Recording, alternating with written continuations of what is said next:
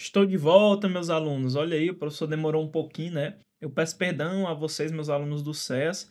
É porque eu estava gravando para o aulão de véspera de vocês, que vai ser lançado dia 1º. Eu vou falar mais sobre o aulão de véspera, que vocês não podem perder. Só minha parte, pessoal, fora a parte do professor Marcos Moraes, que ele ainda está gravando, eu gravei 100 questões, só eu, sozinho. 100 questões já estão prontas, gravadas em videoaula, com PDF, com tudo para vocês, abrangendo aí direitos humanos, legislação especial, e eu gravei algumas portarias também, porque as portarias mesmo vai ficar com o professor Marcos, né? O professor Marcos é coronel da Polícia Militar, excelente professor, tem mais de 20 anos aí de experiência, muitos devem conhecer, ele tem muita aula boa dele aqui. E ele vai ficar porque ele tem um poder maior de resumo no quadro, né? Então deixei ele com as portarias, é especialista, pessoal, nessa legislação aqui do CEA, sabe só tudo, beleza? Então, aulão de véspera vocês não podem perder. O professor já fechou um valor, vai ser R$ 120, tá bom? R$ 120. A gente prometeu 150 questões em videoaula, do principal, da legislação especial, as portarias e direitos humanos, tá bom? A gente vai passar o principal, o que mais é cobrado, que é forte para cair na prova de vocês. Se der tempo, a gente grava um pouquinho mais de 150, tá bom? Eu ia liberar o curso só dia 1º, mas eu vou liberar um acesso antecipado hoje, para quem quiser já começar a assistir as aulas do professor, que já estão prontas, tá bom? 100 questões do professor já estão prontas para vocês, para quem já quiser comprar antecipado e assistir, tá bom? Já tá lá gravado, pode assistir lá. Não é ao vivo, é gravado. Eu gravei todas agora, terminei ontem.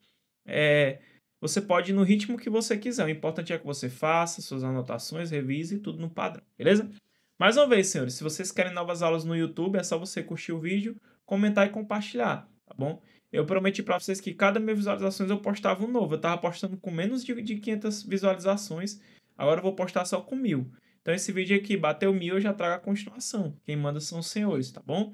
Se vocês querem novas aulas, vocês vão ter que fazer a parte de vocês. Até aí, não, tá beleza. Hoje, pessoal, nós vamos resolver quantas questões? Acho que umas 12, né? Eu vou deixar o material da aula aqui embaixo, no link. Você pode baixar o material. Se você quiser resolver primeiro, é bom, porque vai servir de simulado. Então, tu resolve o material completo, aí tu volta na aula e resolve junto com o professor. Olha que bacana essa ideia. Vai ficar muito bom para ti. Então, eu vou te dar essa ideia. Baixa o material, resolve o PDF, volta para a aula e vamos corrigir junto, perfeito? Show? Vamos lá, pessoal, para a nossa primeira questão. Lembrando, você que é novo aqui, ainda não viu teoria, calma, as questões. Em cima das questões é que eu explico a teoria, tá bom? Em cima das questões eu explico a teoria. Então tenha paciência que vai dar tudo certo. Pessoal, questãozinha muito recente, de 2025. Concursinho para assistente social, perfeito? Vamos lá, ó. No Sistema Nacional de Atendimento Socioeducativo, ó, nosso SINASE, lembrando, pessoal, o concurso para agente socioeducativo, perfeito? Cai muito SINASE. Os concursos em si para o sistema socioeducativo cai muito SINASE. Tanto para você que vai fazer nível médio como nível superior, né, para analista. Cai muito, pessoal. ECA e SINASE é recorde, tá bom? É recorde, cai muito, cai demais.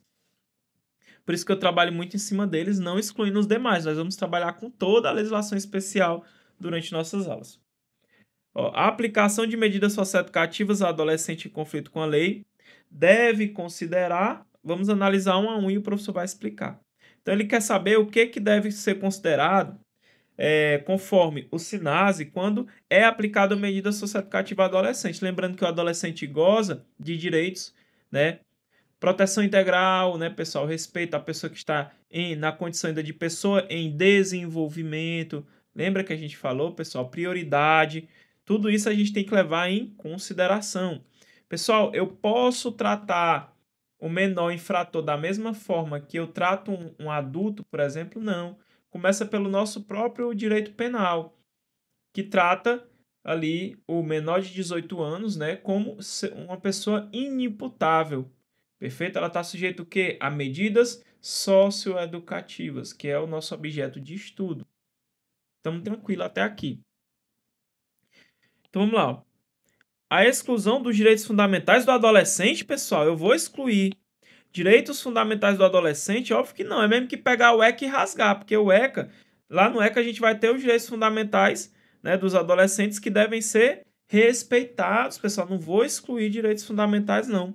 Por incrível que pareça, em determinada época da história do nosso mundo, por diversos momentos, pessoal, isso aqui aconteceu. Não é à toa que nós temos aí convenções, tratados internacionais sobre direitos das crianças e dos adolescentes. Não é à toa que eles existem, porque foi num contexto histórico em que os países não estavam, por exemplo, respeitando o direito ali daquela criança que praticava um ato infracional. Tratava igualmente como se fosse um adulto, botava na mesma cela. Já pensou tu botar uma criança que cometeu um ato infracional? Estou falando num contexto internacional, tá bom? Porque aqui tem toda uma divisão do ECA. Criança, quando pratica ato infracional, não está sujeita à medida socioeducativa. Eu estou falando no plano internacional. Estou citando exemplos tratados aí ou convenções que falam sobre direitos das crianças que são privadas de liberdade. Mas no mundo em si, havia situações ali que uma criança praticava um ato infracional, que naquele país era considerado como ato infracional, um exemplo, e ficava preso junto com o adulto. Olha aí o problema, pessoal. É óbvio que isso é uma violação de direitos humanos, não pode. Não posso tratar da mesma forma. É o menor da mesma forma que eu trato o adulto. Perfeito? Não posso. Então, falando aqui no SINAS, né, que é a nossa perspectiva interna, eu não posso ter exclusão de direitos fundamentais, né? Pelo contrário, eu vou ter total atenção e respeito aos direitos fundamentais do adolescente. Vamos ler o próximo aqui, ó.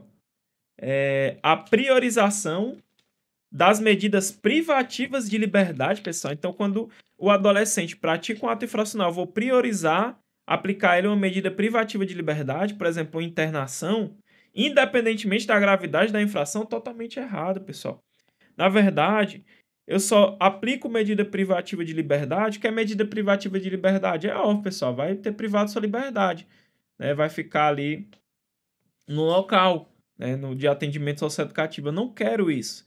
Eu só aplico medida privativa de liberdade quando eu tenho ali, por exemplo, uma grave ameaça, uma agressão, por exemplo, agressão física. Então, pessoal, medida privativa de liberdade eu só vou usar em último caso, quando não couber nenhuma outra medida.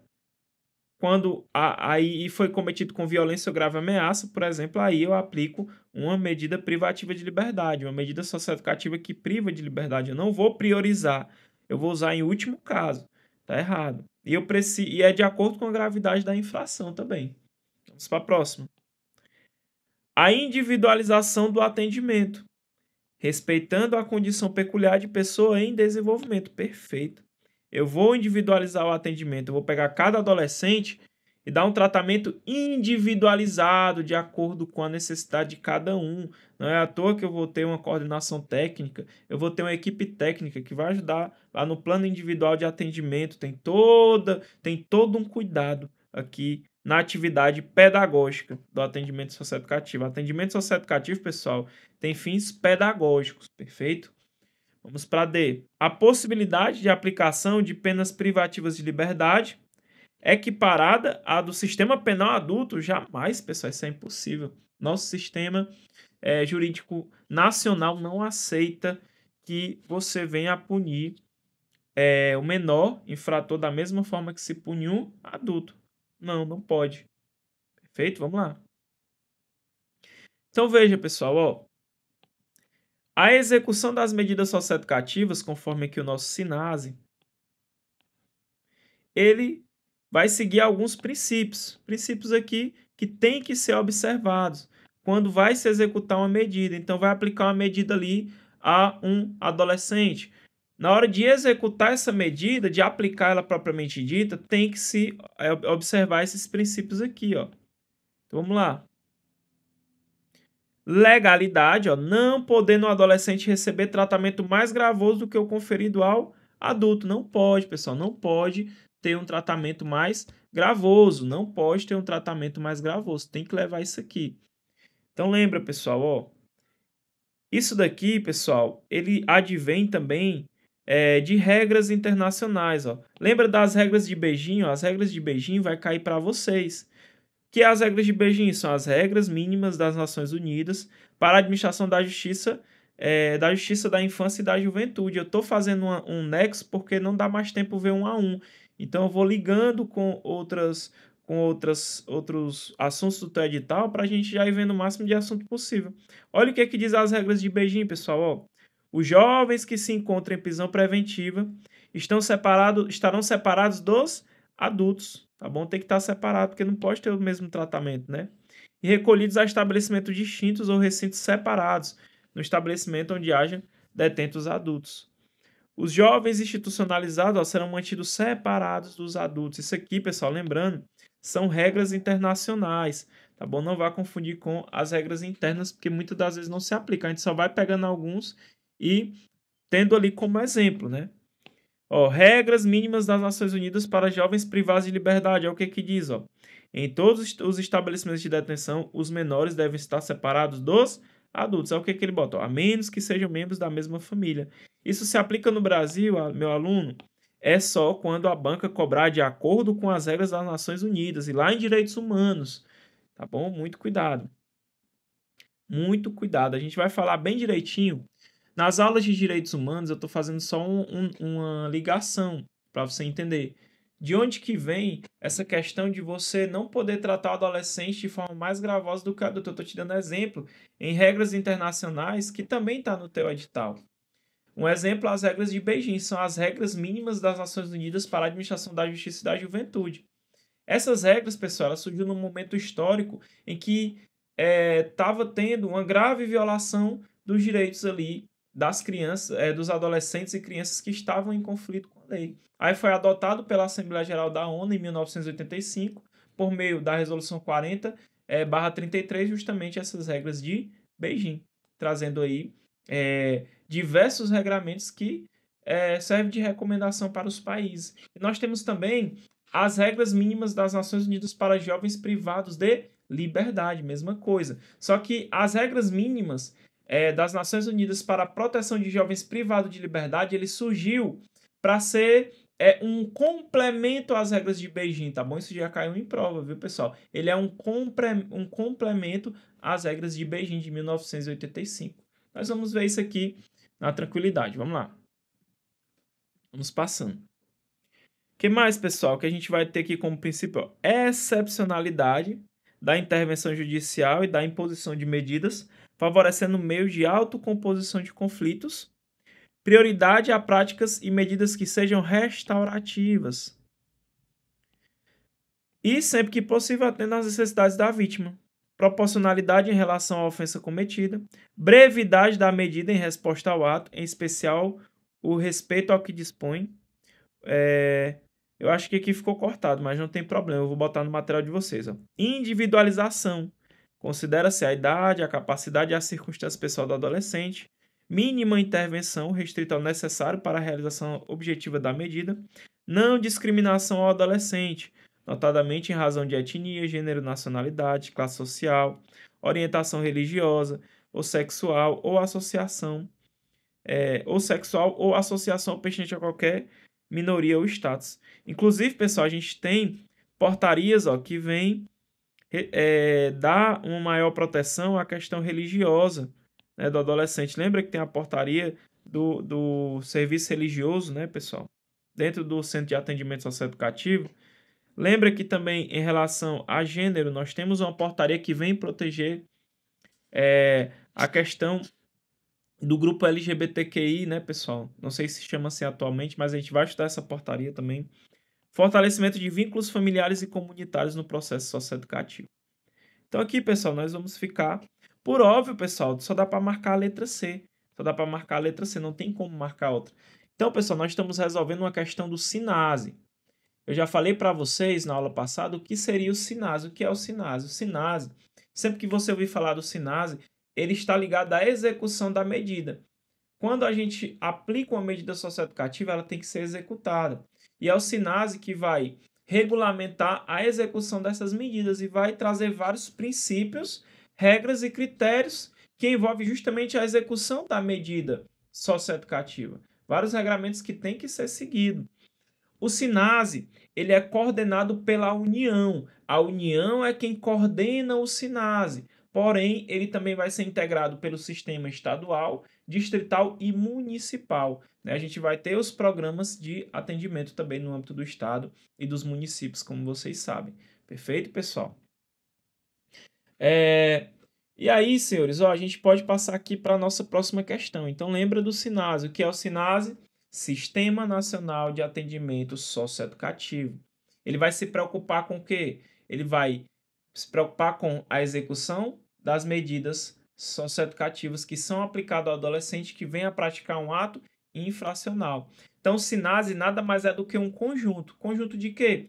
Um conjunto de princípios, regras e critérios que envolvem a execução das medidas socioeducativas. E é claro, nós temos incluso no SINASE, através de adesão, os sistemas estaduais, o sistema distrital e o sistema municipal. Tamo junto, né, pessoal? Tá fácil demais.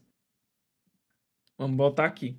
E ó, veja só, ó, alguns princípios do SINASE que tem que ser respeitado quando vai se executar as medidas socioeducativas, ó, legalidade, né? Por exemplo, excepcionalidade da intervenção judicial, prioridade em práticas restaurativas, proporcionalidade, brevidade, por aí vai, mínima intervenção. E aí a gente vai ter que ir estudando a letra da lei. O SINASE é muito cobrado. Eu vou falar um pouco, vou aprofundar um pouco no SINASE também nessa aula agora que a gente vai dar. Vamos lá. Vamos para mais uma questão bem atualizada aqui de 2025. Ó. Orientador social. Analisa as alternativas abaixo e assinala a alternativa correta, que é o item que está correto. De acordo com o Sistema Nacional de Atendimento Socioeducativo. Ainda estamos no SINASE. Ainda estamos estudando o SINASE. Entende-se por programa de atendimento a organização e o funcionamento por unidade das condições necessárias ao cumprimento de medidas socioeducativas. Professor, eu nunca nem vi isso, professor. Eu sei, meu aluno, mas eu trouxe isso aqui esquematizado para você. Não se preocupe. Aí olha o segundo, ó. Entende-se por entidade de atendimento a pessoa jurídica de direito apenas público que instala e mantém a unidade e os recursos humanos e materiais necessários ao desenvolvimento do programa de atendimento. Meu aluno, vou dar o gabarito, tá bom? A primeira, ela tá correta. Isso aqui nada mais é do que letra da lei. Isso é programa de atendimento conforme o SINASE. Já entidade de atendimento, ele cometeu um gafe aqui. Por quê? Porque ele colocou assim, ó. A pessoa jurídica, ó, apenas de direito público. O erro tá aqui. Quer ver, meu aluno? Vou mostrar para você, ó. Já trouxe resumidozinho, ó. Eu trouxe aqui o artigo 1º do SINASE, parágrafo 3º, 4º e 5º de forma resumida, ó. O que o SINASE entende como programa de atendimento? Programa de atendimento é a organização e o funcionamento por unidade das condições necessárias ao cumprimento das medidas socioeducativas. Isso aqui é o programa de atendimento. Ó. A organização e funcionamento por unidade das condições necessárias para as medidas socioeducativas, letra da lei. Aí olha o segundo que ele cobrou. Ó. Entidade de atendimento. O que é entidade de atendimento? É uma pessoa jurídica de direito público ou privado. Você vê, pessoal, que a banca cobra mesmo é o decoreba, não tem jeito, você vai ter que ler, você vai ter que resolver muitas questões porque as bancas estão cobrando o decoreba. Então pode ser de direito público ou privado. Ela colocou aqui, ó, apenas de direito público, foi o que tornou o item errado. Que instala e mantém a unidade e os recursos humanos e materiais necessários ao desenvolvimento dos programas de atendimento. E ainda tem o conceito de unidade. O que é a unidade? É a base física necessária para a organização e o funcionamento do programa de atendimento. É o conceito de unidade. Isso aqui está na letra da lei, pessoal. Entende-se por programa de atendimento. O que é um programa de atendimento? A organização e o funcionamento por unidade das condições necessárias para o cumprimento das medidas socioeducativas. O que é a unidade? Lembrou de unidade? Palavra-chave. É a base física necessária para a organização e funcionamento do programa de atendimento. E entidade de atendimento é a pessoa jurídica de direito público ou privado que instala e mantém a unidade e os recursos humanos e materiais necessários ao desenvolvimento do programa de atendimento. Perfeito? Então, só errinho besta, né, pessoal? Portanto, a segunda está errada, a primeira está certa. Qual é o gabarito, pessoal? Letra C, né? Ó. Porque ó, a seção 1 é uma proposição verdadeira e a 2 é uma proposição falsa. A gente fica com a nossa letra C.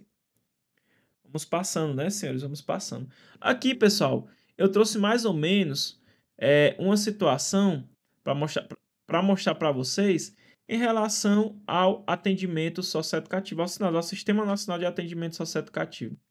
Pessoal, lembra que eu falei para vocês que o SINASE é o quê? O SINASE ele vai se preocupar com a execução das medidas socioeducativas, não é isso?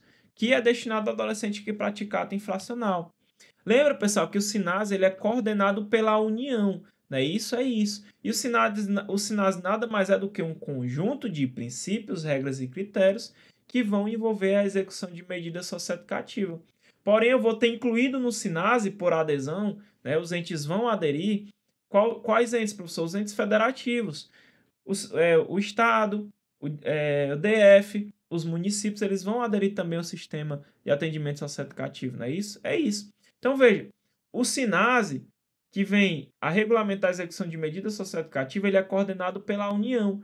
Porém, ele é integrado também, como eu tenho um sistema, eu não tenho um sistema nacional de atendimento socioeducativo, só que eu vou ter também um sistema estadual, um sistema distrital e um sistema municipal, que também, por exemplo, o sistema estadual, ele vai implementar o seu programa de atendimento. Nós não temos no Ceará o nosso sistema de atendimento, a gente não tem o SES aqui, mas a gente tem que obedecer o quê? A gente tem que obedecer lá as coordenadas que vêm lá da União, Plano Nacional de Atendimento Socioeducativo. Perfeito? E aí, pessoal, você pode enxergar aqui que nós temos uma descentralização quando a gente fala aqui da questão do atendimento socioeducativo. A União ela não vai concentrar essa responsabilidade só para ela, ela vai descentralizando. Eu vou ter ali o papel dos estados, eu vou ter ali o papel dos municípios, né? Nós temos um pacto federativo, né, pessoal? Essas políticas aqui, elas têm que ser ali descentralizadas, perfeito? E eu trouxe para vocês um pouquinho aqui do SINASE. Nós vamos ver tudo isso aqui, pessoal. Isso aqui é material do meu aulão de véspera. Tudo isso aqui eu estou trazendo para você ter uma palhinha do aulão de véspera como é que vai funcionar.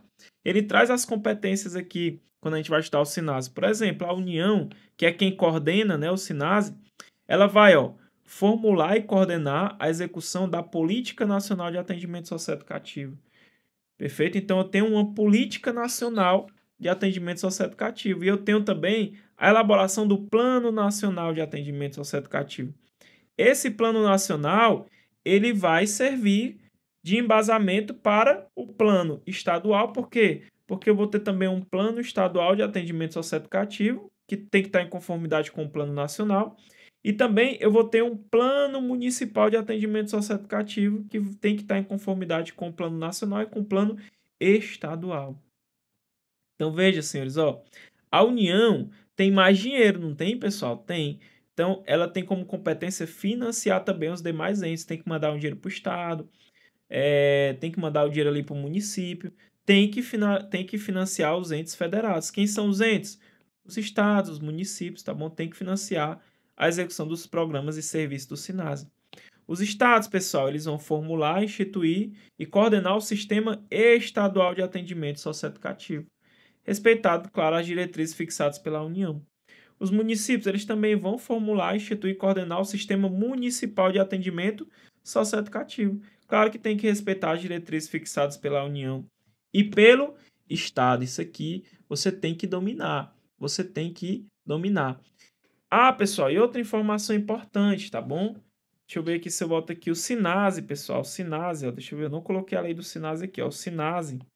Você tem que levar para a sua prova.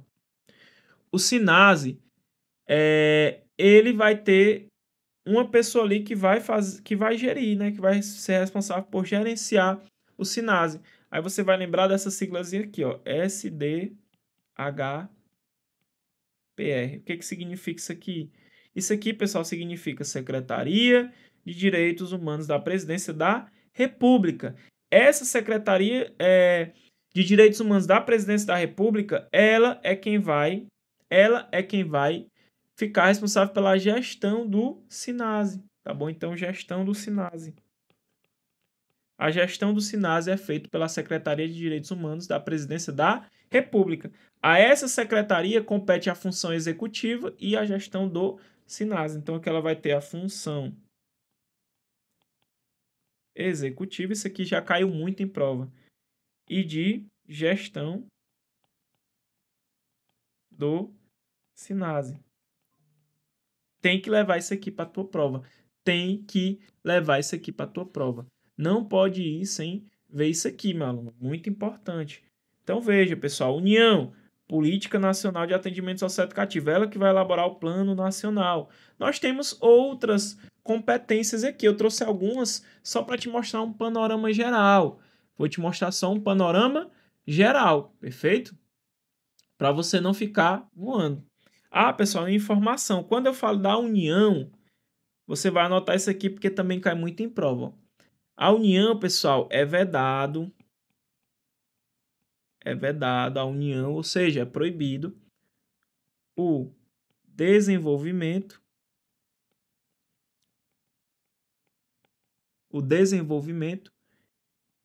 e a oferta de programas próprios de atendimento. Perfeito? Então, a União, senhores, é vedado a União, desenvolvimento e a oferta de programa próprio de atendimento. Muito importante, pessoal. Quando a gente for estudar a parte dos estados, a competência, a gente vai ver que o estado ele vai ficar responsável por criar, desenvolver e manter programas de execução de medida socioeducativa no meio fechado. Então, ele vai se preocupar aqui ó, mais com a semi-liberdade, mais especificamente com as privações de liberdade, tá bom? E internação. E a internação vai ficar a cargo dos estados. E o município? O município vai se preocupar com o meio aberto. Coloca essa informação também, que é um pouco importante. Isso aqui nós vamos ver tudo na letra da lei, esquematizadozinho. Estou trazendo uma palhinha porque senão a aula fica gigante. Vamos para a terceira questão. Aqui, pessoal, vou trazer, ó, provinha de agente socioeducativo, viu, ó, de 2021. Crime de tortura. Estamos agora na lei de tortura, prevista na 9.455 de 97. Ó, ele quer o item correto. Vamos atrás do item correto. É correto afirmar que, vamos lá, sobre a lei de tortura.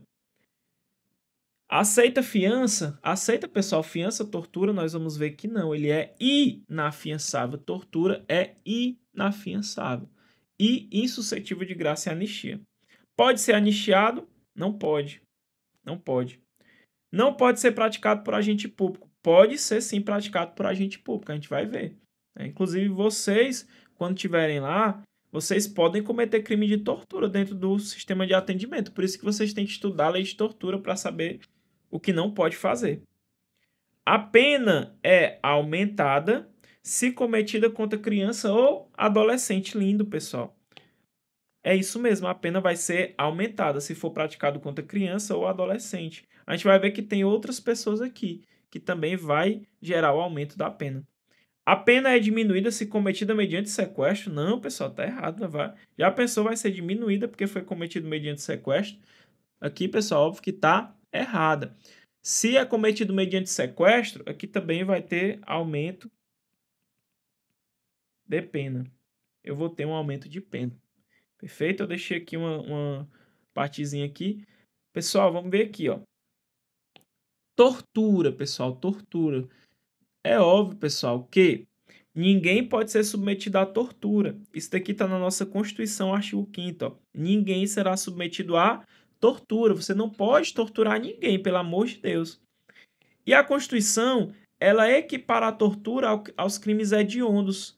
Perfeito? Tortura é um crime que é equiparado. Ele não é hediondo, tá bom? Ele é equiparado a um crime hediondo. Ou seja, ele tem o mesmo tratamento jurídico que um crime hediondo. Por isso que eu digo que ele é equiparado. E aí, senhores, nós vamos ver que a Constituição diz que, como ele é equiparado a hediondo, a tortura, a lei, ó, mais uma vez eu estou trazendo a base constitucional. A lei considerará crimes inafiançáveis e insuscetíveis de graça ou anistia a prática de tortura. Então, anote isso aqui. Tortura, pessoal, crime de tortura, ele é inafiançável e insuscetível de graça e anistia. É inafiançável e suscetível de graça ou anistia. Isso daqui, pessoal, é o embasamento constitucional, que está na Constituição Federal de 88. Agora, olha a nossa lei, pessoal, de tortura. Ó, essa lei define os crimes de tortura. Olha o que diz aqui, ó. O crime de tortura, ele é o quê? Ele é inafiançável, não pode pagar fiança, e insuscetível de graça ou anistia. Isso aqui, pessoal, perdão, né? O perdão. Graça ou anistia é o perdão ali. Perfeito? Então não pode. Ele é inafiançável e insuscetível de graça ou anistia. Aí, pessoal, no parágrafo 4 da lei de tortura, vai ter os casos em que a pena é aumentada. Aumenta de quanto? 1/6 até 1/3. Cai em prova, professor? Cai, tá bom? A pena vai aumentar de 1/6 até 1/3 nesses casos aqui, ó. Nesses casos aqui. Primeiro, se é cometido por agente público. Se você, agente público, vem a cometer tortura, você vai ter um aumento de pena. Já não basta o crime, que é gravíssimo, ainda vai ter um aumento de 1/6 até 1/3. 1/6 até 1/3. Tem que lembrar disso aqui, 1/6 a 1/3. Então, se for cometido por agente público, cuidado. Aqui é o sujeito ativo. O sujeito ativo é aquele que comete o crime. O crime é cometido por agente público. Perfeito? Se o crime é cometido contra, agora olha a palavra, contra. Aqui é o sujeito passivo. É a vítima. O sujeito passivo é a vítima. Então, a vítima é uma criança, uma gestante, um portador de deficiência, um adolescente ou maior de 60 anos. Nesse caso aqui, aumenta a pena de 1/6 até 1/3. Se o crime é cometido mediante sequestro, eu também vou ter um aumento de pena de 1/6 até 1/3. Aqui, pessoal, eu tenho o que a gente chama de qualificadora. Qualificadora. Por quê? Porque eu tenho uma nova pena. Mas eu vou deixar para falar isso aqui para vocês em uma questão, tá bom? Em uma questãozinha aqui que a gente vai explicar melhor. Então, veja. O crime de tortura, pessoal, ele quer o item correto. Aceita fiança, ele é inafiançável. Pode ser anistiado? A gente sabe que não. Ele é insuscetível de graça ou anistia. Não pode ser praticado por agente público? Pode. Crime de tortura, pessoal, em tese é crime comum. Tem os casos que é crime próprio, tá bom? Mas em tese, nós temos os tipos que são crimes comuns. O que é um crime comum, professor? Pode ser cometido por qualquer pessoa. A pena é aumentada se cometido contra criança ou adolescente. Ó. Aumenta-se a pena de 1/6 até 1/3 se é cometido contra criança ou adolescente. Perfeito. A pena é diminuída se cometida mediante sequestro? Não, pessoal. Se é cometido mediante sequestro, aumenta-se de 1/6 até 1/3. Tranquilidade. Então, veja, aqui eu tenho aumento de pena, aqui eu tenho uma qualificadora. Por quê? Porque prevê uma nova pena. Tá bom? Por quê? Ó? Se a tortura, né, resulta em lesão corporal de natureza grave ou gravíssima, a pena é de reclusão de 4 a 10 anos. Se resultar morte, é reclusão de 8 a 16 anos. Então, ele aumenta aqui. Eu vou trazer um resuminho para vocês. Tem uma aula minha, pessoal, só da lei de tortura, tá bom? Para quem não estudou ainda. Se você nunca estudou lei de tortura, fica difícil você entender.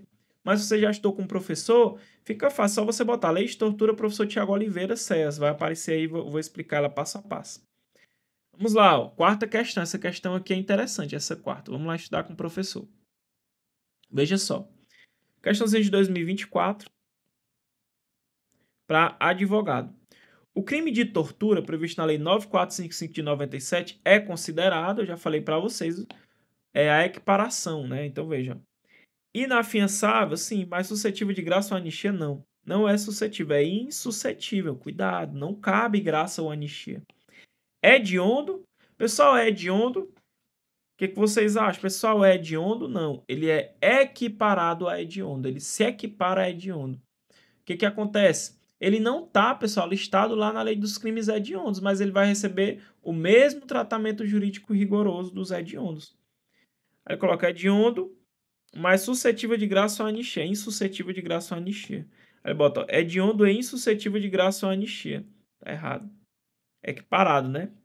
Inafiançável, mas suscetível apenas de anistia. Não, é insuscetível. Aí o item é, ó, inafiançável, correto, insuscetível de graça ou anistia. Cuidado, pessoal.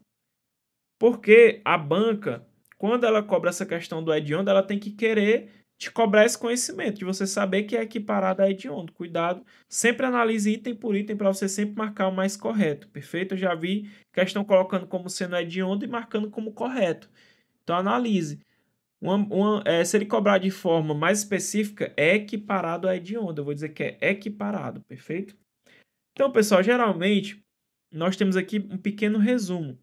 Geralmente, os crimes aqui da lei de tortura, eles prevêem reclusão, pena de reclusão de 2 a 8 anos.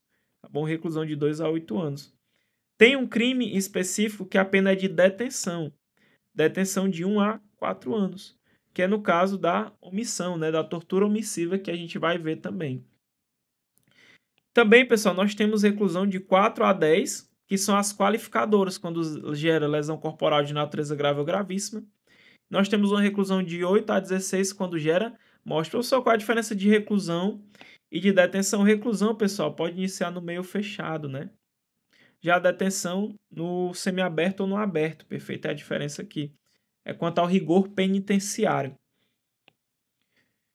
Se você for condenado, pessoal, por tortura, a condenação ela acarreta perda do cargo, função ou emprego público de forma automática.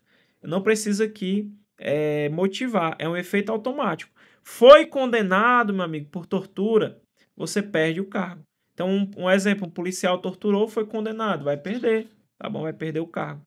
E a interdição para exercer aquele cargo pelo quê? Pelo dobro do prazo da pena. Então, pega a pena, multiplica por 2. Então, pelo dobro do prazo da pena, você vai ficar aí, né, com esse efeito da condenação, que é a interdição para o seu exercício. Cuidado, é o dobro do prazo da pena. Nós temos casos de aumento de pena que nós já vimos, de 1/6 a 1/3, né? Tem um mnemônicozinho, ó. Na tortura você leva 1/6 e reza 1/3. Tem esse mnemônicozinho aqui. Para você lembrar, eu vou levar 1/6 para torturar a pessoa. Vou encher 1/6 de água para colocar a cabeça dela dentro. E no outro braço eu vou ficar com 1/3. Um terçozinho que é para pedir perdão a Deus, né? Então por isso que tem o mnemônico. Na tortura você leva 1/6 e reza 1/3. Ok? No caso aqui, quando o sujeito passivo, ou seja, a vítima da tortura for deficiente, idoso, criança, adolescente, gestante, quando é cometido por agente público ou quando é mediante sequestro. Nós temos aumento de pena. Só um resumo, eu resumi a lei de tortura todinha só aí. Boa parte dela. Questãozinha para agente socioeducativo, nossa quinta questão. Ó. Segundo o que dispõe a lei de tortura, dispõe a lei 9455 de 97, constitui crime de tortura, exceto. Então ele quer um caso que não constitui crime de tortura. E aí, pessoal, é aqui que eu vou estudar com vocês os crimes de tortura propriamente dito. Como que você comete um crime de tortura? Você sabe? Se eu perguntasse hoje para você, meu aluno, o que é um crime de tortura? Quando que você pratica tortura? O que que você pensaria? Quem é que vem dizer o que é um crime de tortura? É a lei. A lei vem dizer, nós temos vários tipos de tortura. Vamos ver cada uma. Então vamos lá. Ó.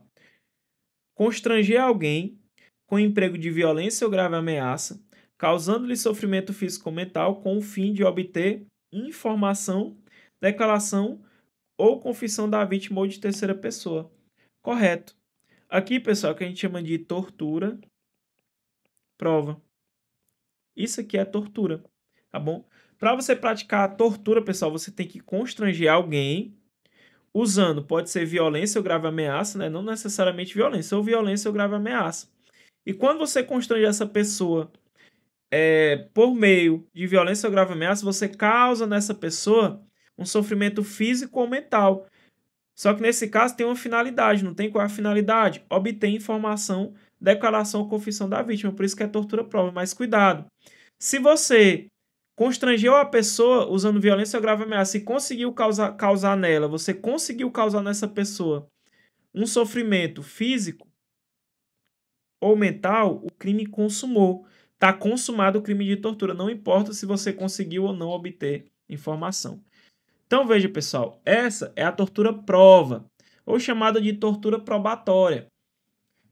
Quando você constrange alguém, você pode usar tanto uma violência como uma grave ameaça. E você causa nessa pessoa um sofrimento físico ou mental com a finalidade. Olha a tua finalidade, eu tenho uma finalidade, eu tenho um dolo específico ali, eu quero obter uma informação daquela pessoa, uma declaração ou uma confissão daquela pessoa. Quer um exemplo? Um exemplo bem... Vou citar 2 exemplos aqui. Vamos supor que um exemplo mais clássico, né? Um policial pega ali um cara, por exemplo, ali que estava com arma de fogo, só que ele escondeu a arma, por exemplo. Ele pega aquele cara e tortura ele, ou seja, ele usa de violência ou grave ameaça contra aquele suspeito para poder saber ali onde que ele colocou a arma, ou seja, ele constrangeu aquela pessoa, o suspeito, com o emprego de violência ou grave ameaça, causou naquela pessoa um sofrimento físico ou mental, com o fim de quê? De obter informação. Cadê a arma? Um exemplo, tortura. Tortura, vai responder. Se for condenado, perde o cargo, perde a função pública. Basicamente é isso. Outro exemplo, lembrando que não é um crime próprio. Muita gente acha que esse crime de tortura só pode ser cometido por agente público. Não. Aqui, pessoal, nós temos um crime comum. Qualquer pessoa pode cometer. Quer ver um exemplo? Vamos supor, meu aluno, que a tua esposa... Vamos supor que a tua esposa não tem a senha do teu telefone. Não tem. Teu telefone é fechado. Já vai servir de aprendizado. Aí tua esposa fala desse jeito assim pra ti. Ó, cara, ou tu me dá a senha do teu telefone, ou então de madrugada, quando tu estiver dormindo, eu vou ferver água e vou jogar em cima da tua cara, vou jogar nas tuas costas. Você concorda comigo que a sua esposa, ela tá te constrangendo usando de quê? É de violência? Não, ela tá usando de grave ameaça. E tá causando à sua pessoa um sofrimento mental? Tá causando? Sim, você não vai conseguir nem dormir. Qual é a finalidade da sua esposa nesse caso? Ela quer obter uma informação, a senha do teu celular. A depender do caso concreto, pode sim, pessoal, ser considerado tortura. Por quê? Porque a conduta dela se amolda ao tipo penal. Tem uma subsunção do fato à norma. Eu tenho um encaixe, né? Ok? Então, só um exemplo para vocês. É um exemplo dessa primeira aqui. Mas tem vários casos que pode se aplicar. Então, veja, aqui está correto, é o que a gente chama de tortura-prova. Tortura-prova. Lembrando que aqui é crime comum, ó. Crime comum. Muita gente acha que é só o policial que pode cometer esse crime. Não, é qualquer pessoa, perfeito? Vamos para a próxima. Constranger alguém sempre vai ser assim, pessoal. Sempre vai ser constranger alguém com emprego de violência ou grave ameaça, que vai mudar a finalidade, ó. Veja, ó, constranger alguém com emprego de violência ou grave ameaça, causando-lhe sofrimento físico ou mental, momento consumativo, é quando causa esse sofrimento físico ou mental. Agora, olha a finalidade, ó. Para provocar o quê? A ação ou omissão de natureza criminosa. É tortura, professor? Também. Aqui é o que a gente chama de tortura-crime. Tortura-crime. Também é tortura. Não é o que eu vou marcar porque ele quer o exceto. Professor, como é que funciona esse tipo de tortura? Pessoal, essa tortura, note que é a mesma conduta. Ó. Eu vou constranger alguém, uma pessoa. Como é que eu vou constranger? Eu posso usar violência ou grave ameaça. E eu vou causar nessa pessoa o quê? Sofrimento físico ou mental. Só que agora o que que eu quero? Eu quero provocar uma ação ou omissão de natureza criminosa. Como é que funciona? Vamos imaginar que você, meu aluno, é um gerente de banco. Então, é um gerente de um banco grande aí, um Bradesco, sei lá, um Banco do Brasil. E aí tem um criminoso que ele quer pegar um dinheiro desse banco, ele quer roubar. Só que ele pensa assim, meu irmão, vou pegar esse gerente aí e vou pegar esse cara aí e vou ameaçar ele. Por exemplo, meu irmão, ó, ou tu me dá o dinheiro, dá um jeito aí de furtar esse dinheiro lá do banco, ou então eu vou matar os teus filhos.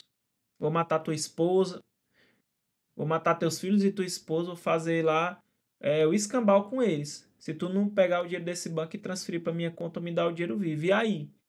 Note que ele tá te constrangendo, usando uma ameaça, e tá te causando um sofrimento mental, não tá? Tá. Qual é o objetivo? Para que você cometa um crime, uma ação de natureza criminosa. Por isso que ele fala, ó, constranger alguém com emprego de violência ou grave ameaça, causando sofrimento físico ou mental, para provocar a ação ou omissão de natureza criminosa. O criminoso praticou tortura contra o gerente do banco. Professor, mas se o gerente for lá e pegar esse dinheiro lá do banco, ele vai estar cometendo crime? Ele vai responder por esse crime? O gerente não vai. Porque nesse caso, qualquer pessoa no lugar do gerente faria o mesmo, tá ameaçando os filhos do cara, a esposa. Nesse caso, pessoal, não tem crime. Por quê? Porque se assemelha lá à inexigibilidade de conduta diversa. Vocês vão estudar isso lá no direito penal. Vocês vão lá estudar no direito penal. Aqui eu tenho coação moral irresistível, né? Coação moral irresistível, no qual a conduta do agente não será considerada criminosa, porque é retirado dele a exigibilidade de conduta diversa. Não tem culpabilidade. Tranquilo? Vamos lá. Vamos passando. Constranger alguém com emprego de violência ou grave ameaça, causando-lhe sofrimento físico ou mental em razão de discriminação racial ou religiosa. Pessoal, aqui é o que a gente chama de tortura discriminatória. Tortura discriminatória também é uma modalidade de tortura. Nesse caso aqui, pessoal, nós temos a razão discriminatória. Ela só pode ser em razão de discriminação racial ou religiosa, tá bom? Tem que ser igual ao tipo penal. Ou é racial ou é religiosa. Então, você constrange alguém usando violência ou grave ameaça, causando nessa pessoa sofrimento físico ou mental, em razão de discriminação racial ou religiosa que você tem com aquela pessoa. Um exemplo aqui, só para efeito didático. Imagina, pessoal, uma diretora de uma escola que recebe os pais de uma aluna. Só que essa aluna ela é islâmica, a família é islâmica, ela se matriculou naquela escola, só que ela segue o islamismo. E aí a diretora ameaça prejudicar a vida estudantil dessa criança, por ela ser islâmica, ó, discriminação religiosa, tá vendo? Então ela fala assim, ó, vou prejudicar a sua filha se você não tirar ela da escola agora. Aí obriga o pobre dos pais a tirar a filha do colégio. É possível perceber, pessoal, que a vítima ela vai tirar a criança da escola porque ela sofreu um constrangimento, né? Isso que causou um sofrimento aí a esses pais. Note, constranger alguém com emprego de violência ou grave ameaça causando o quê? Sofrimento físico ou mental em razão de discriminação racial ou religiosa. Nesse caso, nós temos uma discriminação religiosa, né? Segue o islamismo, aluno, um exemplo. Só para efeito didático. Então, lembra, nós vimos 3 modalidades de tortura. Tortura prova, tortura criminosa e tortura racial ou religiosa. Esses 3 tipos de tortura que nós estudamos, eles têm a mesma pena, tá bom? Qual é a pena? É de 2 a 8 anos de reclusão, tá bom? De 2 a 8 anos de reclusão. Aqui, pessoal, qual é o verbo? É constranger. O núcleo do tipo aqui é constranger. Eu vou constranger, causando na pessoa sofrimento físico ou mental. O sujeito ativo precisa ser um agente público? Precisa ser servidor público? Não. O sujeito ativo, aquele que comete o crime, pode ser qualquer pessoa, seja agente público ou não. Se for praticado por agente público, pessoal, nós vamos ter, claro, um aumento de pena. Lembra? 1/6, 1/3. 1/6, 1/3. Ó, tortura com 1/6 e 1/3 aqui pedindo perdão. Senhor, me perdoe. E tacando a cara da pessoa lá no 6º e eu 1/3 aqui pedindo perdão. É um exemplo didático, pelo amor de Deus, pessoal. Perfeito? Vamos para D, ó, a D. Submeter alguém sob sua guarda, poder ou autoridade. Ah, aqui nós temos um crime próprio. Por quê? Porque tem que ser uma pessoa específica, né? Tem uma qualidade especial do agente. Então, ó, submeter alguém sob sua guarda, poder ou autoridade com emprego de violência ou grave ameaça a intenso sofrimento físico-mental. Ó, aqui eu tenho um intenso, né? Intenso sofrimento físico-mental. Como forma de aplicar castigo pessoal ou medida de caráter preventivo. Nada mais é do que tortura, castigo. Tortura, castigo. Mas cuidado, pessoal. Essa pessoa que você vai submeter, né, a esse sofrimento, ela tem que estar sob sua guarda, poder ou autoridade. Isso aqui pode acontecer com você, agente socioeducativo, quando você está lá na guarda lá do adolescente, que está em uma medida socioeducativa.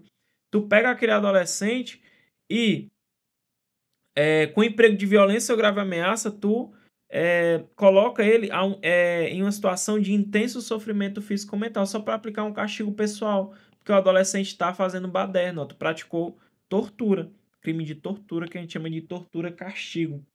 Aí, último, ó, praticar ato de abuso, maus tratos, ferir ou mutilar animais silvestres, vala-me Deus.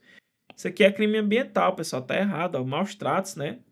Tá errado. É o único que não é crime de tortura, que eu não tenho crime de tortura.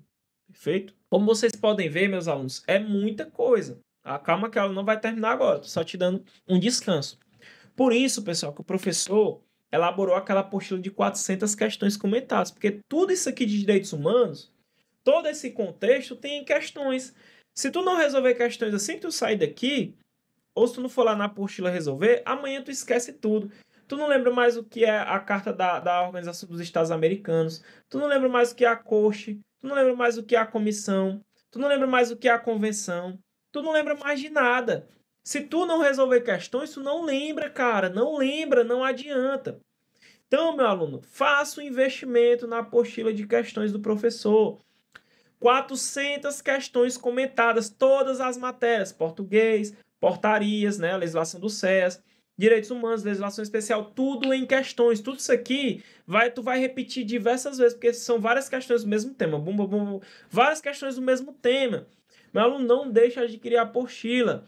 Compre ela, sua prova é mês que vem, tem um mês para sua prova. Resolva ela inteira, o gabarito é 100% comentado. Leia o gabarito, faça suas anotações. Se você não gosta de material em PDF, meu aluno, é a arma que tu tem. Abre no celular, resolve uma questão lá na hora do trabalho.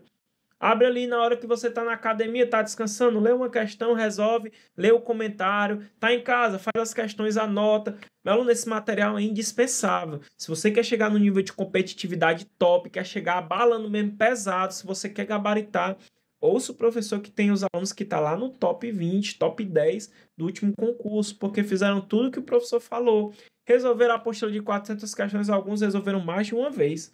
Fizeram aula de véspera com o professor, acompanharam todas as aulas, chegou lá e detonou, meu aluno. Por quê? Porque o professor é fodão? Não, porque eu passo tudo para vocês, não tem como não passar. É o simples, eu passo o simples, é o que cai. E ponto. Então, meu aluno, escute o professor, faça um investimento de R$ 30, compre a apostila que é 100% digital, 100% PDF, tu paga, já recebe na mesma hora no teu próprio WhatsApp ou no teu e-mail.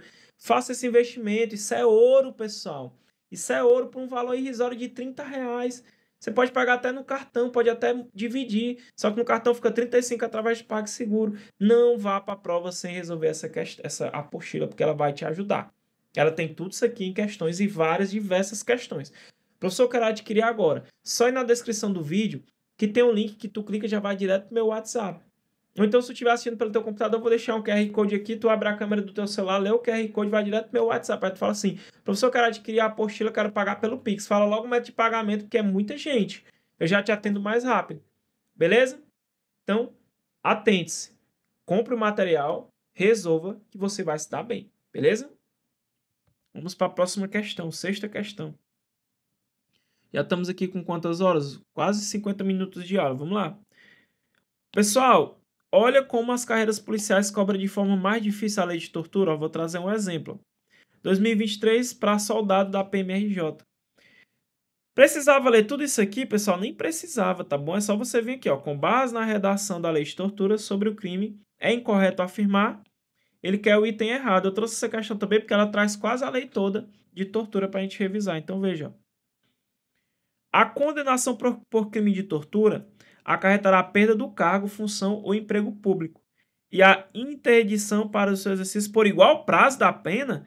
Pessoal, a interdição é por igual prazo da pena aplicada? Não, é pelo dobro. Como ele quer o item correto, ó, eu já marco a letra A. Os demais, pessoal, vamos analisar, mas possivelmente estão corretos. O crime de tortura é inafiançável? É. Insuscetível de graça ou anistia? Também. A pena é aumentada de 1/6 até 1/3. Lembra, pessoal? Ó, 1/6, 1/3. 1/6, 1/3. Lembra, né? Se o crime for cometido por agente público. O agente público é o sujeito ativo? Cuidado. A banca pode colocar cometido contra agente público. Não é contra agente público, é por agente público. Ele é o sujeito ativo. Eu já vi essa pegadinha. Então, se for cometido por agente público, sim, 1/6, 1/3. 1/6, 1/3. A pena é aumentada. O disposto na referida lei aplica-se ainda quando o crime não tenha sido cometido em território nacional, sendo a vítima brasileira ou encontrando-se o agente em local sob jurisdição brasileira. Correto, pessoal. Se, no caso, a vítima foi brasileira, mesmo que o crime não tenha sido no território nacional, como eu tenho uma vítima brasileira, nesse caso, eu vou aplicar a lei de tortura. Porque eu vou aplicar aqui o princípio da nacionalidade passiva lá do direito penal. É isso mesmo. Aí olha a segunda situação, ó. Ou encontrar-se o agente em local sob jurisdição brasileira. Olha, pessoal, tá? Sob jurisdição brasileira, eu vou aplicar a lei brasileira. Princípio da justiça universal. Até para se respeitar, ó, todas essas convenções aqui, ó, para combater a tortura, né, para respeitar as convenções. Perfeito? Então tá correto. O condenado por crime de tortura iniciará o cumprimento da pena em regime fechado, salvo nas hipóteses das pessoas que se omite em face das condutas definidas como tortura pela lei, quando tinham o dever de evitá-las. Correto. Em regra, pessoal, regime fechado. Começa no regime fechado. Vai ficar lá no presídio de segurança máxima, salvo no caso de tortura omissiva, quando tinha o dever de evitá-las. Está exatamente como na letra da lei. Professor, não é inconstitucional não, professor, definir um regime inicial como sendo no fechado?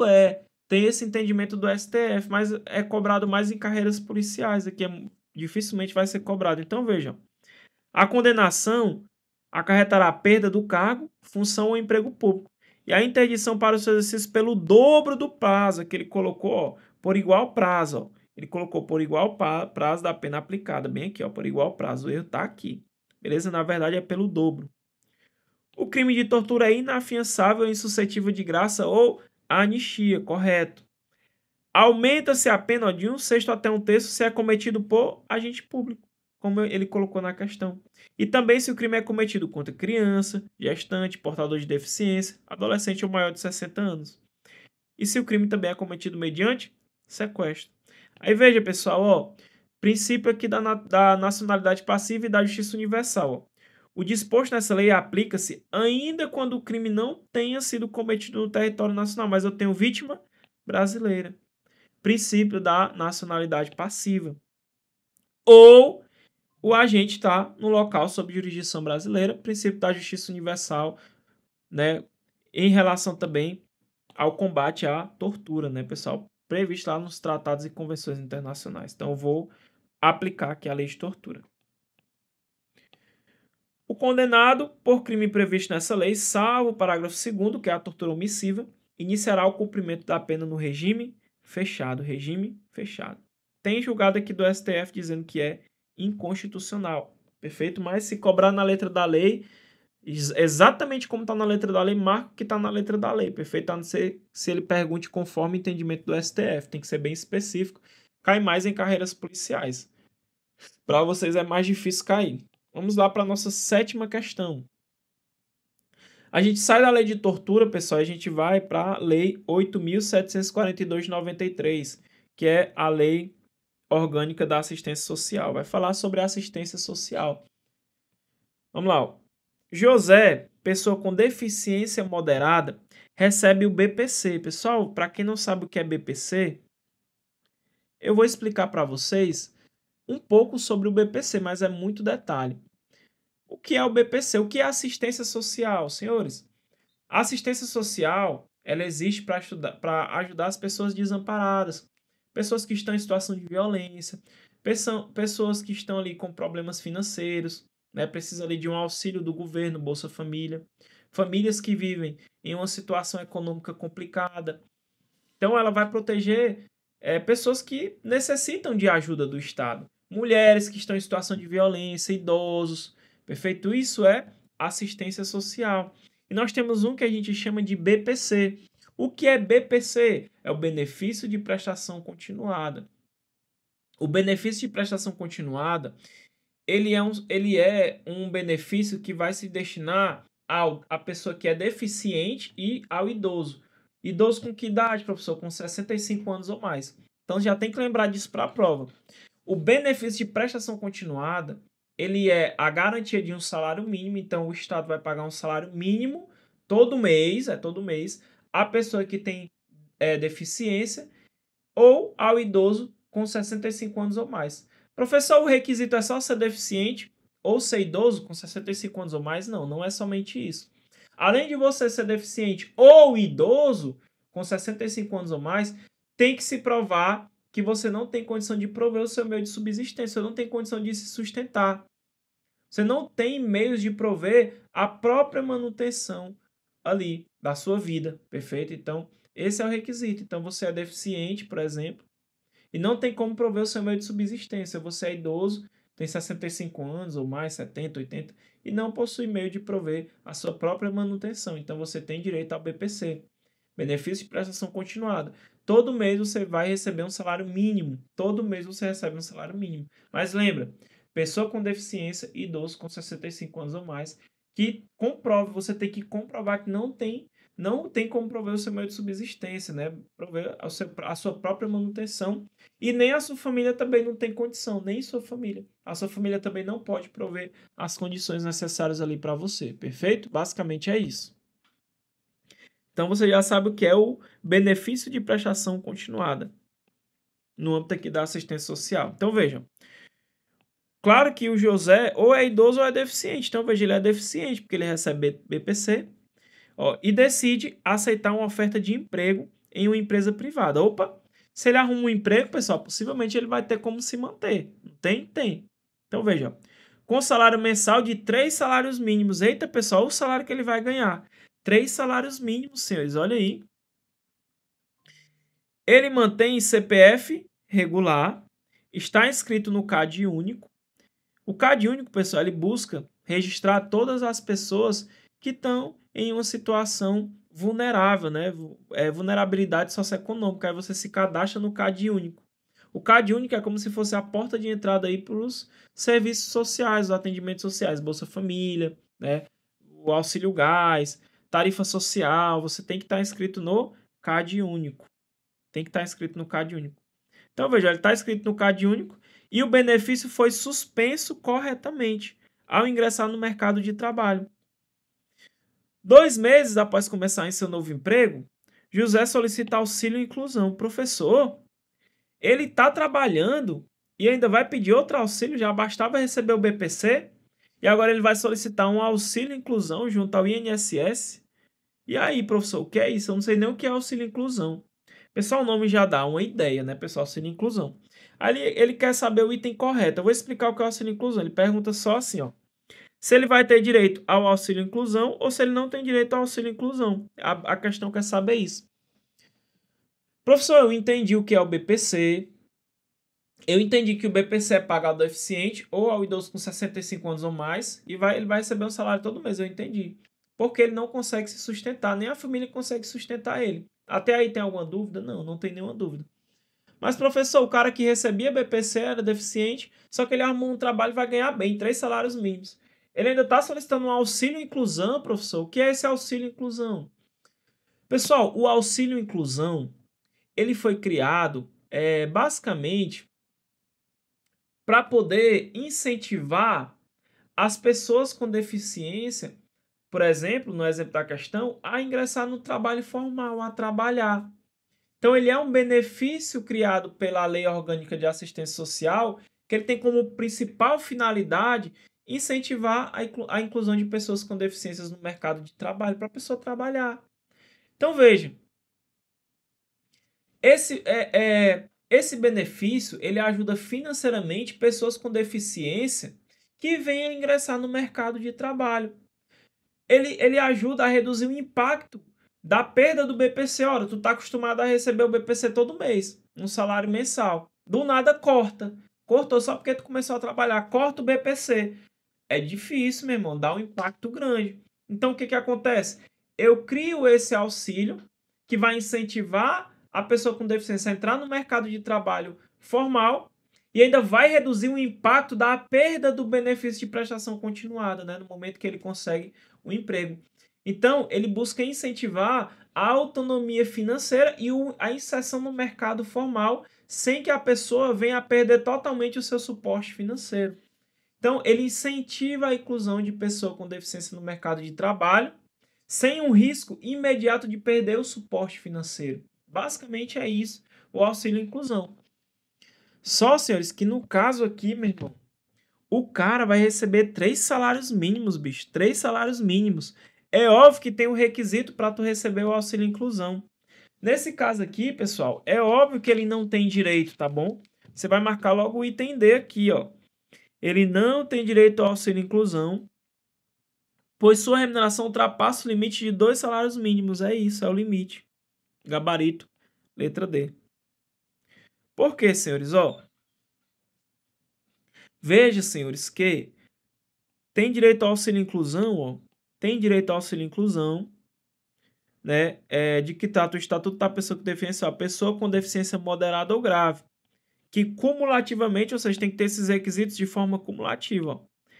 Recebe o benefício de prestação continuada. Na questão, ele recebia o BPC? Recebia. Só que o que aconteceu? Ele passou a exercer uma atividade remunerada. Então, veja, que tenha remuneração limitada a 2 salários mínimos.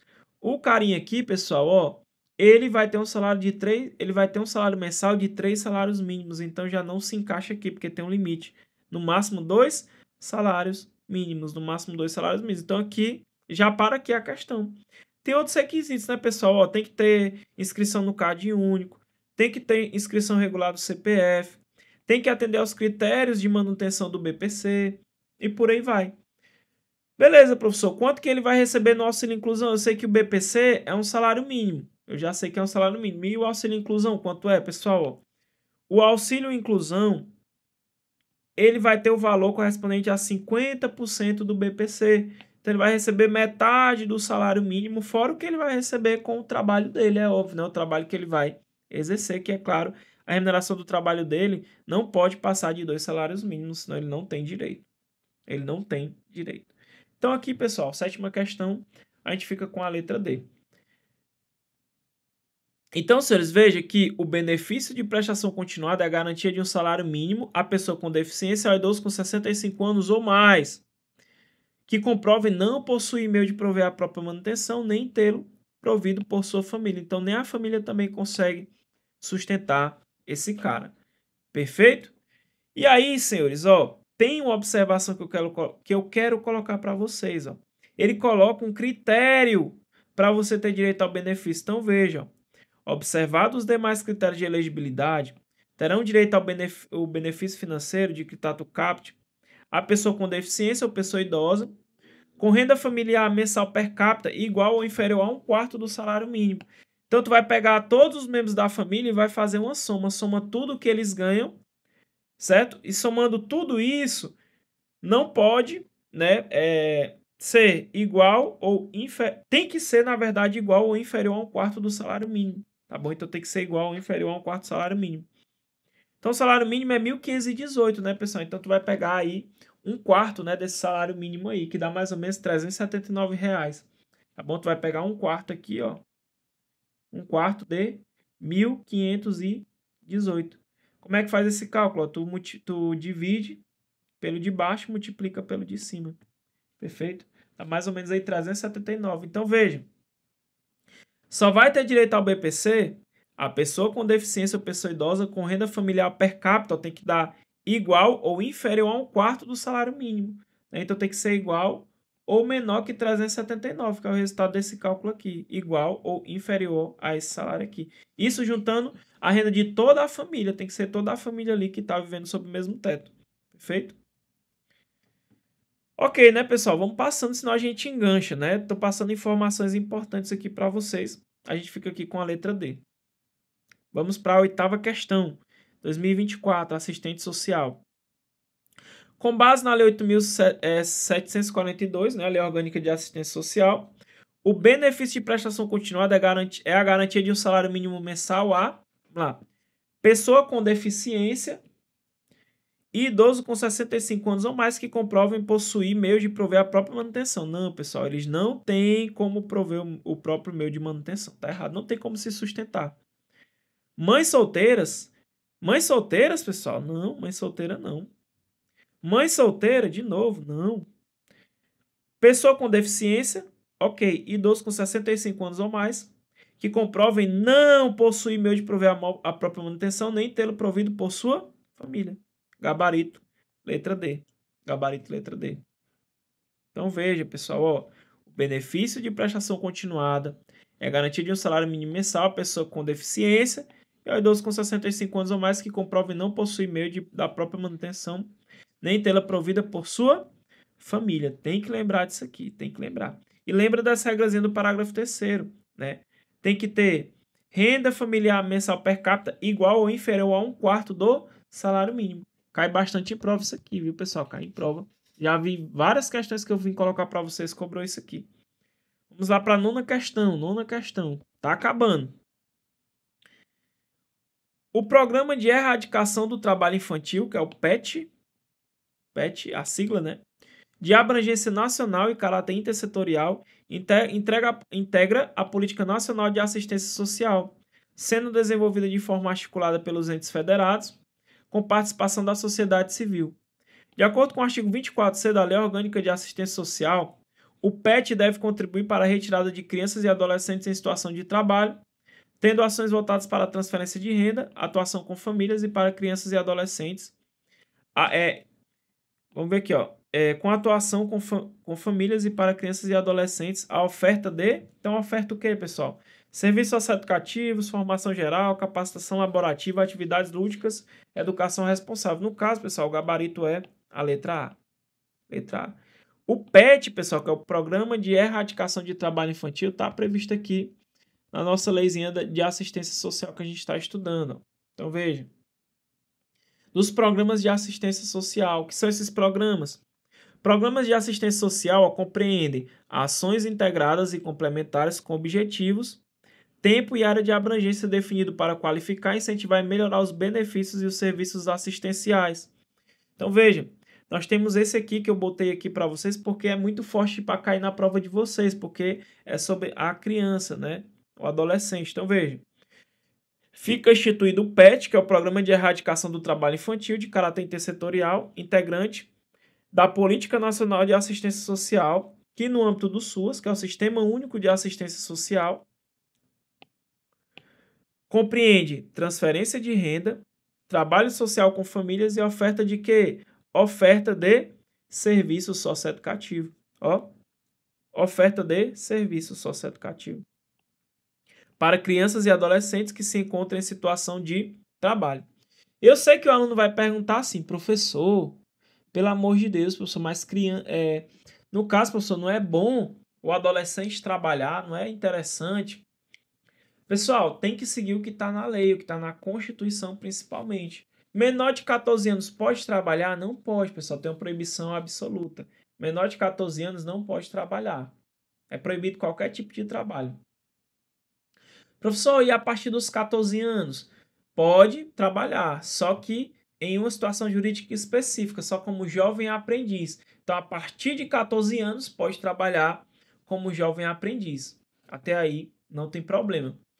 A partir dos 16 anos, você completa 16, aí você pode trabalhar. Pode ter um trabalho regular, só que tem restrições. A partir dos 16 anos, você pode trabalhar com algumas restrições. Por exemplo, você já é adolescente com 16 anos, não é isso? Você não pode trabalhar em atividade insalubre, não pode. Atividade perigosa, penosa. Trabalho noturno, não pode. Não pode ter trabalho noturno. Não pode, pessoal, trabalhar em locais prejudiciais à saúde e à segurança daquele adolescente. Tá bom? Então, veja. A partir dos 16, você pode ter um trabalho regular, um trabalho comum. Só que com restrições, perfeito? E nós temos a criação do Programa de Erradicação do Trabalho Infantil, que vai combater o trabalho infantil. E tem essa situação aqui que foi cobrada em prova. Então, veja, o PET tem abrangência nacional e será desenvolvido de forma articulada pelos entes federados, ou seja, com os estados, os municípios e o DF, com participação da sociedade civil, e tem como objetivo contribuir por quê? Para a retirada de criança e adolescente com idade inferior, menor de 16 anos em situação de trabalho. É claro que ele vai botar a ressalva. Salva a condição de aprendiz, porque a partir dos 14 anos você pode ser aprendiz, jovem aprendiz. A partir dos 16 você pode trabalhar em um trabalho formal, porém com aquelas restrições que eu citei. Não pode ser trabalho insalubre, não pode ter trabalho noturno e por aí vai. As crianças e adolescentes em situação de trabalho deverão ser identificadas e ter seus dados inseridos aonde? No CAD único, que é o Cadastro Único de Programas Sociais do Governo Federal, com a devida identificação da situação de trabalho infantil. Perfeito? Ficamos aqui com a letra A. Vamos para a 10ª questão. Tá acabando, pessoal. A aulazinha vai ficar um pouco grande, mas aguenta aí até o final. No final da aula, o professor ainda vai falar sobre o nosso curso que vai ser lançado, né? Nosso curso aí de véspera, nosso aulão de véspera. Vamos lá. Nós já estamos em outra lei, ó, a Lei 8.080 de 19 de setembro de 1990, que dispõe sobre a promoção, proteção e recuperação da saúde e organização e funcionamento e dá outras providências. Aqui, pessoal, é a lei lá que criou o SUS, né, o Sistema Único de Saúde. Então, ele quer que você associe, ó, coluna 1 com a coluna 2. Ele quer saber o que é vigilância sanitária, o que é vigilância epidemiológica, o que é saúde do trabalhador e o que é o Sistema Único de Saúde. Antes de resolver a questão, eu vou dar aqui um spoiler para você. Vamos lá, porque tem gente que nunca viu isso aqui. Pessoal, o que seria a vigilância sanitária? A vigilância sanitária, ela é um conjunto de ações que vem buscar diminuir riscos à saúde. Ele vai intervir nos problemas sanitários. Um exemplo, pessoal. No âmbito federal, a gente tem a Anvisa. Não tem a Anvisa o quê? É a Agência Nacional de Vigilância Sanitária. Ela que vai realizar a vigilância sanitária do Brasil. Ela é uma autarquia federal. Quer ver um exemplo da atuação da vigilância sanitária? Imagina a fiscalização que ocorre nos restaurantes. Quem faz, pessoal, é a vigilância sanitária. Os agentes sanitários, eles vão ver ali como que está a higiene da cozinha, como que está o armazenamento dos alimentos. Por quê? Porque tudo isso vai impactar onde? Na saúde. Se eu tenho ali um restaurante que ele não segue as regras sanitárias, ele pode causar doenças nas pessoas, até a morte. Então, vigilância sanitária, ela vem ela busca diminuir ou prevenir riscos à saúde e intervir em problemas sanitários, seja decorrência do meio ambiente, seja na produção e circulação de bens. Então, a gente tem que ter uma boa noção do que é a vigilância sanitária. Tem também, pessoal, a vigilância epidemiológica. O que é vigilância epidemiológica?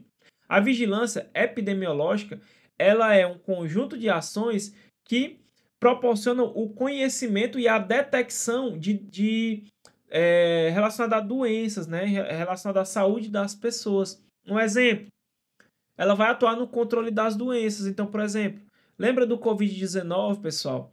Ela veio a monitorar essa doença, por exemplo, mas não só Covid. Ela monitora a questão da dengue, a questão da tuberculose. Então, a vigilância epidemiológica ela vai trabalhar no monitoramento de doenças transmissíveis e também não transmissíveis. Nós temos também a saúde do trabalhador. A saúde do trabalhador, ela busca prevenir e reduzir riscos ocupacionais, evitar doenças que são causadas pelo ambiente do trabalho. Tem gente que trabalha em situações que tem materiais tóxicos que são cancerígenos, então ela vai também trabalhar ali nessa parte ali, né? Ela vai ser um conjunto de atividades que vai buscar ali a melhor saúde para o trabalhador, vai proteger a saúde do trabalhador, perfeito? Vamos lá. E o SUS, pessoal, que ele cobra aqui, que é o Sistema Único de Saúde.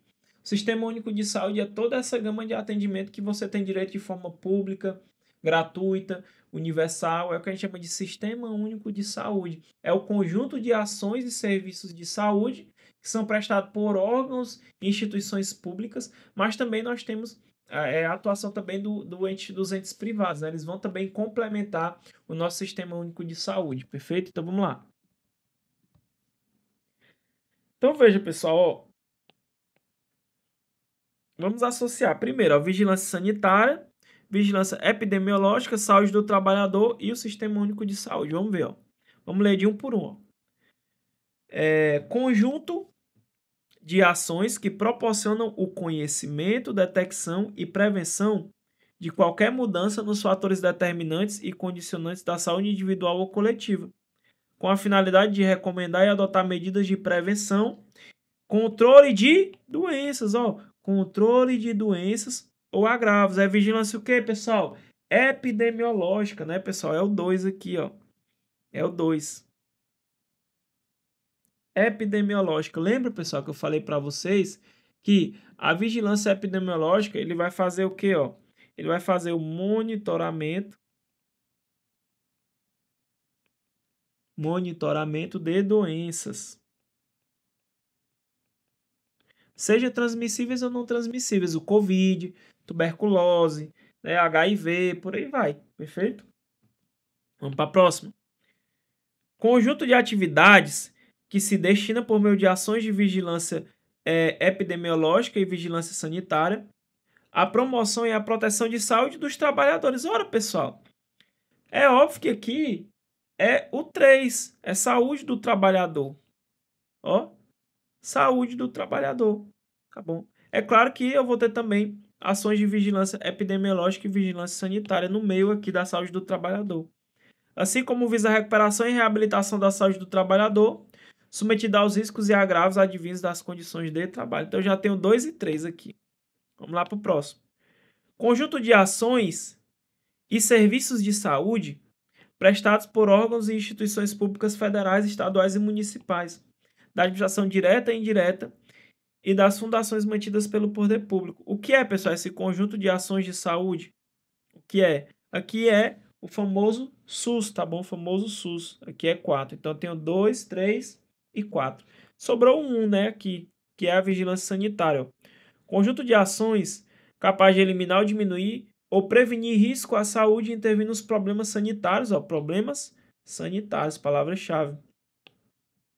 Decorrência do meio ambiente, da produção e circulação de bens e da prestação de serviços de interesse de saúde. Então, veja, pessoal, os anabolizantes que circulam aí, o pessoal vende. A Anvisa proíbe. Por que ela proíbe, pessoal, a circulação desses bens aí, por exemplo, né? Por que ela proíbe? Porque ela causa o quê? Risco à saúde, risco à saúde. Então, ficou aqui, pessoal, nosso gabarito é a letra A, né? 2, 3, 4 e 1. Questão fácil, né? Então, lembra, pessoal, o que é vigilância sanitária? Vigilância sanitária é um conjunto de ações capaz de eliminar, diminuir ou prevenir risco à saúde e de intervir nos problemas sanitários decorrentes do meio ambiente, da produção e circulação de bens e da prestação de serviços de interesse da saúde. Perfeito? Vigilância epidemiológica, um conjunto de ações que proporcionam o conhecimento, detecção e prevenção de qualquer mudança nos fatores determinantes e condicionantes da saúde individual ou coletiva, com a finalidade de recomendar e adotar medidas de prevenção e controle de doenças ou agravos. Saúde do trabalhador é um conjunto de atividades que se destina, através das ações de vigilância epidemiológica e vigilância sanitária, à promoção e proteção de saúde dos trabalhadores, assim como visa a recuperação e reabilitação da saúde dos trabalhadores submetidos a riscos e agravos advindo das condições de trabalho. E o SUS, ó, que é o quê? Ó? Um conjunto de ações e serviços de saúde prestado por órgãos e instituições públicas federais, estaduais e municipais, da administração direta e indireta e das funções mantidas pelo poder e das fundações mantidas pelo poder público. Isso constitui o nosso SUS, o Sistema Único de Saúde. Isso é o conceito do SUS. Senhores, precisa falar para vocês o que é o SUS? Todo mundo aqui já deve ter utilizado esse serviço alguma vez na vida. O SUS é o que a gente chama de Sistema Único de Saúde do Brasil. Ele foi criado pela nossa Constituição de 88 e ele garante que você tenha um acesso universal, gratuito e integral ao serviço de saúde que é direcionado para toda a população. Ele é universal, é para todos. Esse sistema é um dos mais famosos do mundo, viu? Muito falado mundialmente. Então, você já parou para pensar como que era a vida das pessoas antes do SUS? Como que funcionava? Pessoal, antes de existir o Sistema Único de Saúde, para o brasileiro ser atendido quando ele ficava doente, ele tinha que ter um vínculo trabalhista. Apenas quem contribuía para a Previdência Social, ou seja, os trabalhadores formais, é que tinham direito a um atendimento ali público, por exemplo. Quem era desempregado e quem era um trabalhador informal, meu amigo, não tinha assistência médica gratuita. Tinha que dar um jeito. A maioria das vezes era por favor, pedir um favor a um favor a outro, né? Então, pessoal, quando a gente teve a redemocratização do Brasil com a Constituição de 88, foi reconhecido que a saúde é um direito de todos, é um dever do Estado. Lembra dos direitos que a gente falou dos direitos sociais? Então, é um dever do Estado, a saúde universal e gratuita. Por isso, que quando você for estudar a Constituição, lá no artigo 6º, você vai ver que a saúde é um direito social. Tá bom? É um direito social. Direito de segunda geração, em que o Estado tem que fazer, o Estado tem que agir para garantir uma igualdade que a gente chama de igualdade material. Igualdade material. Então é por isso que hoje tu tem vacinação gratuita do Covid, por exemplo. vacina de gripe, de febre amarela. É por isso que tu tem hoje posto de saúde, hospitais, UPAs, tu chega lá de graça, tu não paga nada, tá doente, tu vai lá e é atendido de graça. Isso é o SUS, pessoal, é o SUS. Você pode fazer cirurgias de baixa complexidade, cirurgia de alta complexidade, pode ficar internado, receber medicamentos, tudo isso é o SUS, é o Sistema Único de Saúde, perfeito? Vamos lá. 11ª questão. Considerando as disposições da Portaria 366 de 2024, que altera as normas, rotinas e procedimentos para a realização de visita no Centro Socioeducativo do Estado do Ceará, analise o enunciado abaixo, assinala a alternativa incorreta. Mais uma vez, pessoal, nós estamos falando sobre a Portaria das Visitas. Lembrando que o estado de vocês cobrou 2 portarias que tratam do mesmo tema de visitas, tá bom? Eu acredito que a banca vai cobrar essa aqui. Vamos lá procurar o item incorreto. Vamos lá. A visita semanal ocorrerá preferencialmente aos sábados ou domingos e terá duração de até 3 horas. Está correto, pessoal? Isso aqui está correto. Lá no artigo 2º da portaria. Correto. A família deverá ser orientada a comparecer no máximo até 30 minutos antes do término da visita, tendo em vista os procedimentos de entrada no centro. Correto. Também está lá no artigo 3º, parágrafo 4º. A direção e a coordenação de segurança da unidade deverão organizar as escalas de trabalhos das equipes técnicas da unidade, conforme normativa à Portaria 27 de 2018, de modo que possibilite o acompanhamento das visitas familiares pelas referidas equipes. Pessoal, aqui está errado. Não é a coordenação de segurança, é a coordenação técnica. Como ele quer o item incorreto, a gente fica com a letra C. Vamos para a letra D. Não será permitida compensação de horários. Correto. Né? Não é permitido compensação de horários. Ah, cheguei com 1 hora de atraso. Eu quero 1 hora a mais lá na hora da visita. Não pode, não pode. Senhores, quanto às visitas, eu acho que eu já dei muita parte das visitas para vocês. Vocês lembram? Vocês lembram? Os adolescentes, pessoal, que está cumprindo medida socioeducativa, ele tem direito à visita. Isso é óbvio. A visita é semanal. A visita é semanal, beleza? Preferencialmente, ela deve ocorrer sábado ou domingo. Preferencialmente. Preferencialmente. A gente pode ter, de forma excepcional, é claro, por deliberação do Conselho Disciplinar, a gente pode ter a visita que seja em um dia que não seja sábado ou domingo, tá bom? Pode ser em outro dia. Quem vai decidir é o Conselho Disciplinar, tá bom? Claro que é em caráter excepcional. Preferencialmente sábado ou domingo. Qual é a duração da visita? 3 horas. A duração é de 3 horas. E lembra, pessoal, que não é permitido compensação de horários. Lembra que a visita tem 2 turnos, não é isso? Eu tenho o turno da manhã e o turno da tarde. Qual é o horário da visita pela manhã, pessoal? De manhã, ela tem início às 8 horas e vai até às 11. Se for pela tarde, é de 13 às 16 horas. Tranquilo? Então, vamos ver aqui na letra da lei, ó, nossa questãozinha. Então, vejam. A visita semanal ocorrerá preferencialmente aos sábados ou domingos e terá duração de 3 horas. Claro que a visita ela vai ser realizada no local apropriado, definido pela direção, acompanhada pela coordenação de segurança da unidade. E aí, ó, deverão ser afixados em local com ampla visualização para a ciência dos profissionais e visitantes as normas internas e a indicação do local de visitas. A visita tem 2 turnos, manhã ou tarde. Manhã, pessoal, de 8 às 11.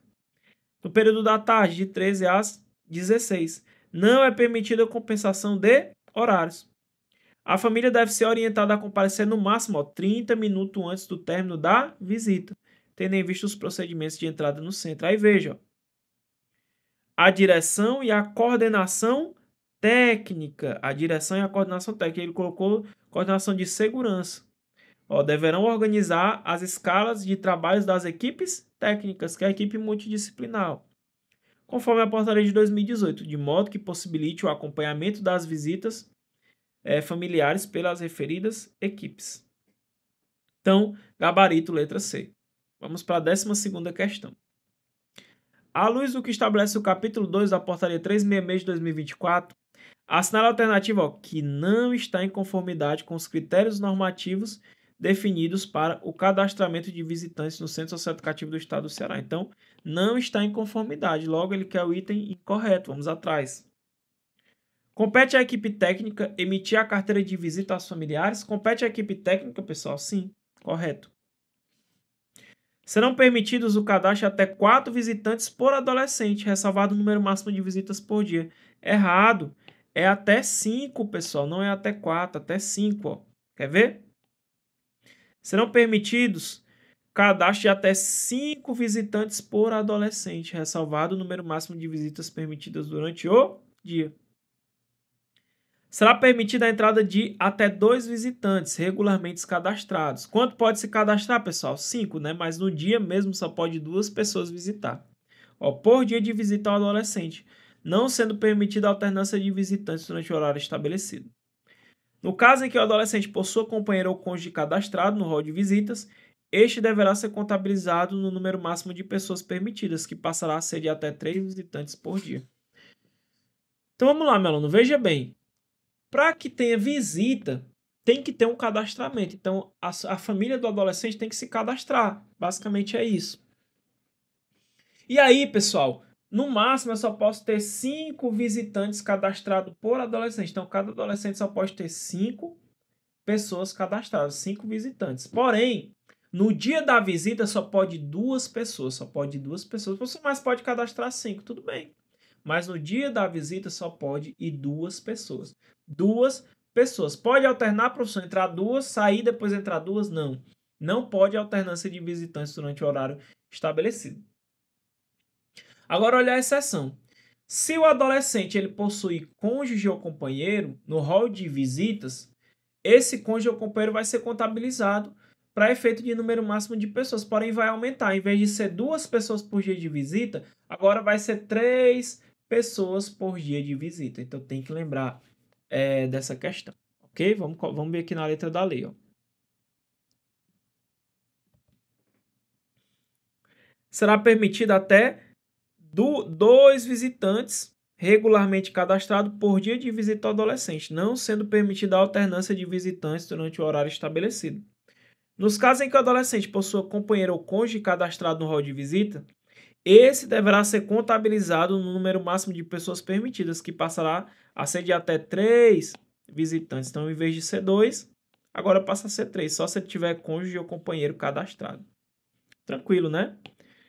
Vamos para a 13ª e última questão. Ó. É sobre a central de vagas. Eu nem vou ler tudo isso aqui porque é muito grande, eu vou só para o final. Ó. Dessa forma, à luz das competências atribuídas à central de vagas, na portaria 067 de 2021, assinala a alternativa que não está de acordo com as atribuições formais e regulamentares. Então, vamos lá. Ele quer saber conforme as competências da CRV, que é a Central de Regulação de Vagas. A gente vai ver agora. Gerir todas as informações relacionadas às vagas disponíveis no Centro Socioeducativo do Estado do Ceará, nos quais são executadas as medidas socioeducativas de internação, semi-liberdade, e a medida de internação provisória e internação sanção. Já falamos muito sobre internação provisória e internação sanção. O que é internação provisória? É a internação que é aplicada antes do julgamento, né, pessoal? Antes do julgamento. E a internação sanção é quando o adolescente ele foi aplicada uma medida socioeducativa e ele descumpriu essa medida. Aí, como forma de sanção, aplica a internação, que a gente chama de internação sanção. Vamos lá. Ó. Então, aqui está na letra da lei, correto. Vamos ver o item B. Ó. Informar sobre a existência ou expectativa de vaga no Centro Socioeducativo do Estado do Ceará a autoridade judiciária competente no prazo de até 48 horas contado do recebimento da solicitação de vaga. Errado. Prazo aqui não é de 48 horas, é de 24 horas. 24 horas. Então, a CRV recebe a solicitação de vaga, certo? Ela tem 24 horas para dar ciência à autoridade judiciária competente.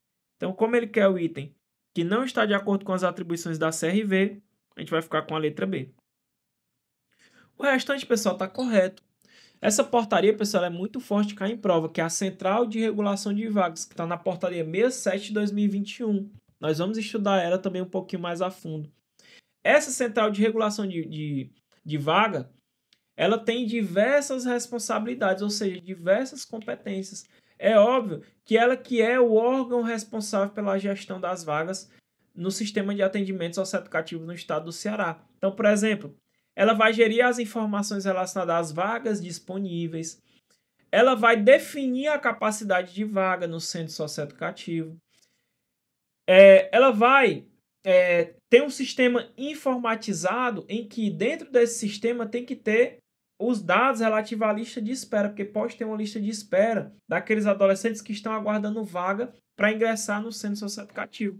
E é claro, ela que vai informar a existência de vaga para o Poder Judiciário, no caso para o juiz. Só que ela tem um prazo. Quando o juiz pede, pergunta se tem vaga, por exemplo, a CRV ela tem um prazo de 24 horas para dar a resposta. Perfeito?